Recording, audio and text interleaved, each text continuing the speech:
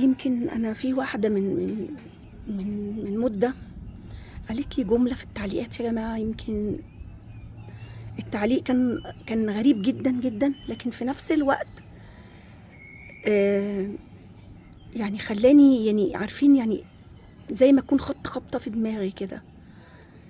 آه، يعني واحدة قالت لي يا أم أدل، أنت في فترة فطام من الشيخ قاسم، وافتكري كلامي دوت. الجملة دي يا جماعة يمكن بتمثل أو بتوصف كل اللي أنا فيه دلوقتي. يعني فعلا فعلا هي جابتها لي من الآخر، هي جابت حالتي ووصفت لي حالتي من الآخر.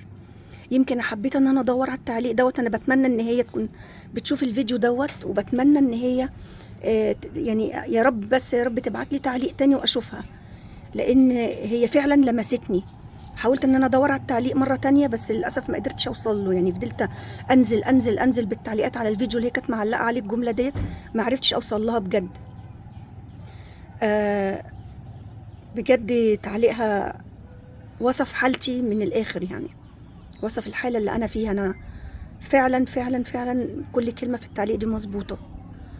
يمكن نصيحتي لاي حد، يعني انا مش بشجع حد تتجوز حد اجنبي او مصريه او ايا كانت من اي بلد تتجوز حد، لان ده في الاول في الاخر نصيب. يعني ده في الاخر نصيبك اللي مكتوب لك، هتشوفيه مهما عملتي، هتشوفيه ده بيتكتب لك من اول ما بتخلقي في الدنيا. فما فيش حد يقدر يغير قدره ولا يغير نصيبه ولا اللي مكتوب له. ف لكن اللي انا هقدر انصحه لك، ما تقعديش في البيت، اشتغلي. ما تخليش كل حياتك يعني كل حياتك كلها مصبوبة على إنسان واحد في الدنيا. انت وحظك، الجواز ده انت وحظك. يمكن حتى لو مصرية، حتى لو من أي بلد، حتى لو خدتي واحد من بلدك، بتبقى انت وحظك، انت ونصيبك. يطلع حلو، يطلع وحش، يطلع عنده مميزات، يطلع عنده عيوب. آم، يعني الجواز ده بطيخة مقفولة زي ما بيقولوا بجد. يعني المثل ده مظبوط 100%. بيبقى انت وحظك، لان في فترة الخطوبة او فترة التعارف كل واحد بيبين احسن ما فيه، لكن لما بتتجوزي بتبقى حاجة تانية بقى خلاص، بتبقى امر واقع. فكل واحد بيبان مميزاته وعيوبه. فانت وحظك ممكن تلاقيه انسان كويس، او تلاقي، بص، مفيش حد خالي من الاخطاء، مفيش حد ما عندوش عيوب. بس هنا هنقف. امتى العيوب اللي هي فيه بتقدري تتعايشي معاها؟ ودي برضو بتختلف من انسانه للتانيه. في انسانه بتتقبل، زي انا مثلا ببقى متقبله، ايوه انا جوزي عنده مميزات كتير وعنده عيوب، بس العيوب ديت انا اقدر اتعايش معاها عشان اقدر استمر، عشان اقدر بيتي ما يتهدش، عشان انا متقبله ان كل انسان في الدنيا ليه عيوب. فلازم، مش انا مش عايزه انسان كامل 100%. الكمال لله وحده. حتى انا نفسي مليانه عيوب، بس برضو عندي مميزات. فهنا بتختلف كل انسانه من التانية. انت تقدري تتقبلي عيوب جوزك قبل مميزاته، تقدري الحياه تمشي معاكي. في عيوب ما تقدريش ان انت تتقبليها، او ما فيش حد يقدر يتخطاها، زي مثلا لما يكون انسان بخيل، لما يكون انسان، يعني في عيوب كتير، في كتير. ومع ذلك برضو في ناس بتقدر تتعايش مع العيب دوت. فاهمين؟ ده كل ده كمثال يا جماعه. فيمكن لما انا مثلا الحمد لله انا كنت قادره ان انا اتعايش متقبله عيوب زوجي ومميزاته، والحياه كانت ماشيه. المشكله هنا لما فجاه تلاقي نفسك انت صبيتي كل حياتك كانت بتدور حول الانسان دوت، وفجاه لقيتي الانسان ده مش موجود ومش موجود. فهنا هتبقى الصدمه الكبيره ليكي. هتتصرفي ازاي؟ هتعملي ايه؟ حياتك هتمشي ازاي؟ فجأة هتلاقي نفسك عريانة، فجأة هتلاقي نفسك بقيتي مطمع للجميع. فعشان كده يمكن نصيحتي، اشتغلي. ما تحطيش حياتك كلها وتبقى حوارك كله او حياتك بتتمحور على انسان واحد. لا، ده غلط. اشتغلي، خلي لنفسك حياتك الخاصة. جوزك على عينك وعلى راسك الحمد لله، بس اديكي حياتك برضو، مش حياتك كلها هو، عشان ما تبقيش في نفس اللي انا فيه دلوقتي. انا فعلا في فترة فطام، والفطام صعب قوي عليا، صعب جدا جدا، حاجة يعني ما يعلم بيها الا ربنا بجد. فخليكي ليكي حياتك الخاصة، اشتغلي، خليكي ليكي حياة تانية، مش بيتك هو كل حياتك. يعني يمكن انا كان دايما اهالينا بيعلمونا خلي بيتك كل حياتك، لكن انا دلوقتي بقول لك لا. انا وعن تجربتي اللي انا مريت بيها انا بقول لك لا، بيتك مش كل حياتك. بيتك هو اغلى ما في حياتك، ماشي تمام، بس خلي لنفسك حياه، خلي لنفسك حاجه خاصه ليكي، حياه خصوصيه، عندك شغلك، عندك مرتبك، عندك اصدقائك، عندك حياتك، عندك حياه تانية.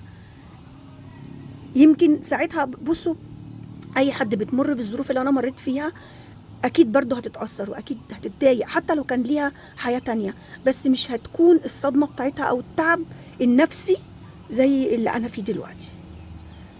إيه، واحده طول حياتها كانت يعني كل حياتي تدور حول بيتي.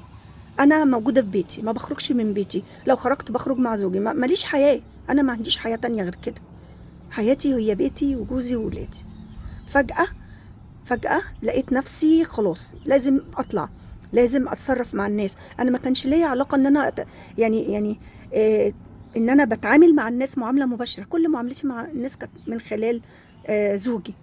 انا اتجوزت صغيره، وبصوا يعني يعني كان يعني في بيتي كانت امي وابويا المسؤولين عني، جيت لما اتجوزت صغيره بقى زوجي هو المسؤول عني.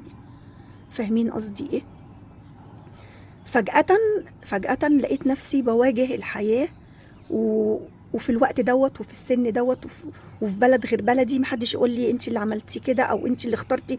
بصوا ده وضع ممكن اي حد يتحط فيه، اي حد ممكن يتحط في الوضع دوت، حتى وانت جوه بلدك. على فكرة يعني الغربة مش غربة وطن يا جماعة، الغربة غربة احساس وغربة مشاعر، مش غربة وطن خالص خالص. اللي قالك الغربة انت ممكن تبقى قاعدة في بلدك بس في نفس الوقت حاسة ان انت غريبة، حاسة بغربة، مش حاسة ان انت مرتاحة، حاسة ان ناقصك حاجة، حاسة ان انت متعرية. فربنا ما يحط حد في الوقت يعني في الموقف دوت، وما تبقيش مطمع ابدا لاي حد.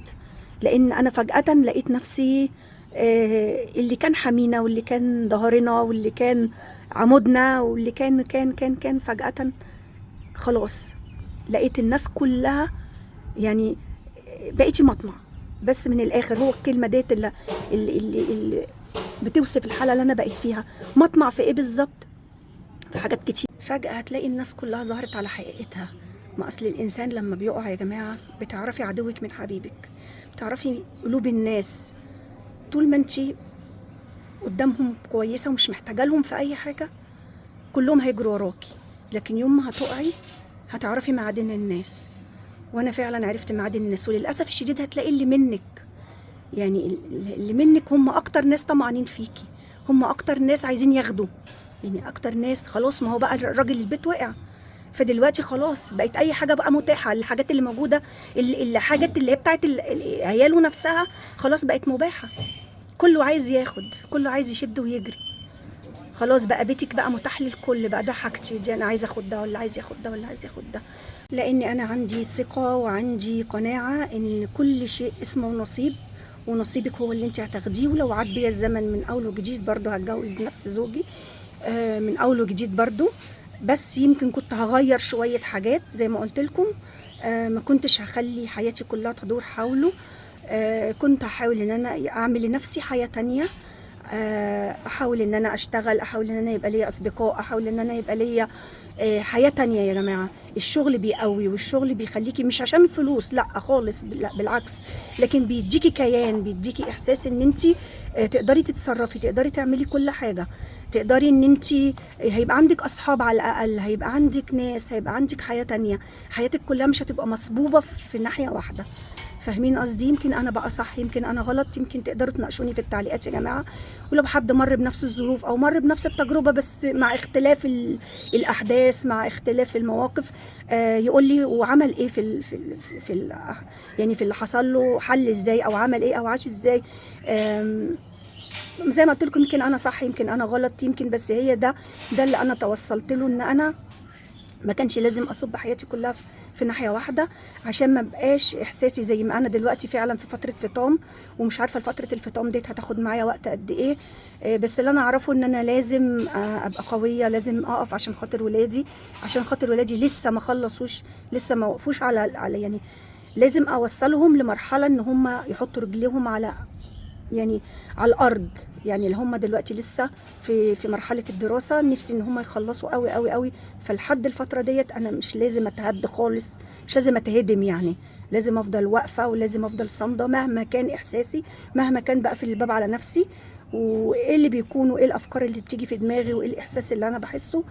بس لازم قدام ولادي ابقى حاجه تانية خالص، عشان الحياه لازم تمشي عشان خاطرهم هم.